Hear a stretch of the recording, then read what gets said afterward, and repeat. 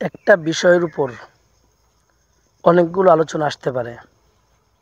অর্থাৎ আমি যেটা বুঝাচ্ছি, মূলত ভিডিও যখন তৈরি করবেন, আপনার পেজের যে নাম, অর্থাৎ আমরা যে নাম দিয়ে পেজটা খুলে থাকি, সেই পেজের নামের সাথে এবং পেজের ক্যাটাগরির সাথে আপনার ভিডিওর সম্পৃক্ততা থাকতে হবে, মিল থাকতে হবে। যদি ভিডিওর নামের সাথে ক্যাটাগরির সাথে সম্পৃক্ততা না থাকে, তখন কিন্তু এই ভিডিওগুলো ভাইরাল হওয়ার সম্ভাবনা খুবই কম থাকে। অর্থাৎ আপনার যে চ্যানেলটা বা পেজটা যেটা নাম দিয়েছেন, সেটার যে ক্যাটাগরি সিলেক্ট করেছেন, সেই ক্যাটাগরি এবং পেজের নাম, এই দুইটা যদি সমন্বয় থাকে, এরপর আপনি যে ভিডিওগুলো আপলোড করবেন সেগুলো যদি এটার সাথে সম্পৃক্ত থাকে, তখন কিন্তু এই ভিডিওটা মানুষের কাছে পৌঁছে দেওয়া খুব সহজ হয়। অর্থাৎ সহজেই মানুষের কাছে পৌঁছে যায়। এজন্য যারা ভিডিও তৈরি করবেন, আপনার একটু এদিকে খেয়াল রাখতে হবে যে পেজের নাম, অর্থাৎ যেই নাম দিয়ে পেজটা খুলেছেন, যে ক্যাটাগরি সিলেক্ট করে দিয়েছেন, সেই ক্যাটাগরিতেই ভিডিওগুলো আপলোড করবেন।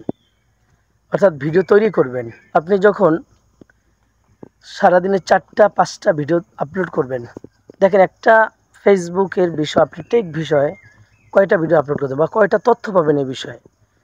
তো দেখা যায় শেষ পর্যন্ত কি আপনার অনেক ভিডিও অনেক সময় আপলোড করা হয় না, তথ্য পাওয়া যায় না। এজন্য এদিকে একটু খেয়াল রাখতে হবে। আবার টেক ভিডিও যারা তৈরি করেন বা টেক ভিডিও যারা আপলোড করে থাকেন, এই ভিডিওগুলো মানুষ কিন্তু খুব কমই দেখে, অর্থাৎ এটা প্রয়োজন মানুষ খুব কম। এজন্য আমি যদিও টেক ভিডিও তৈরি করি, আপনারা যারা টেক ভিডিও তৈরি করতে আসতে চাচ্ছেন, আমার খেয়াল আপনারা অন্য একটা ক্যাটাগরি সিলেক্ট করে নিলে ভালো হয়। অর্থাৎ টেক ভিডিও একান্তই নিতান্ত প্রয়োজন না হলে কেউ এই ভিডিওগুলো দেখবে না, কিন্তু বাকি ফানি ভিডিও কিন্তু মানুষ এমনিই দেখে। প্রত্যেকটা মানুষ যখন, বা ইমোশনাল ভিডিও, বা যেমন থটস অফ বিল্লাল, ওনার যে ভিডিওগুলো কবিতা ছন্দে আকারে, সেই ভিডিওগুলো কিন্তু সবাই দেখে, অ্যাভেলেবেল মানুষ দেখে। কিন্তু এই যে টেক ভিডিও, এগুলো কিন্তু কেউ দেখে না প্রয়োজন ছাড়া। এই যে আমি অযথাই বকবক করতেছি, এগুলো আপনারা দেখবেন না। কিন্তু আপনারা যদি যে কোনো বিষয় ক্যাটাগরি আপনি যদি করেনও টেক, এরপর এখান থেকে 3 থেকে 4টা বা সর্বনিম্ন 3টা ভিডিও আপলোড করার চেষ্টা করবেন।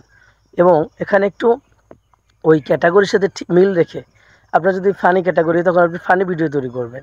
তাহলে কী হবে, মানুষ আপনার ভিডিওটা সহজে পাবে এবং অনেক মানুষ দেখার জন্য ইজি হবে, এবং এটার সাথে হ্যাশট্যাগের সাথে মানুষের কাছে তাড়াতাড়ি পৌঁছে যাবে।